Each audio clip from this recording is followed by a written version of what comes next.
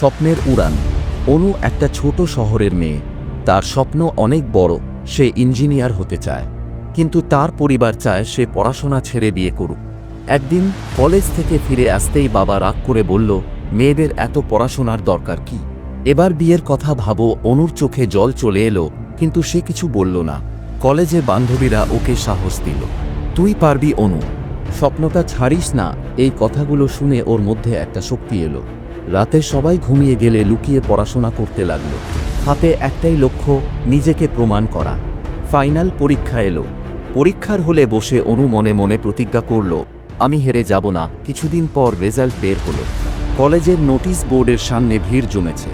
অনু এগিয়ে গিয়ে দেখল ও স্টেট টপার।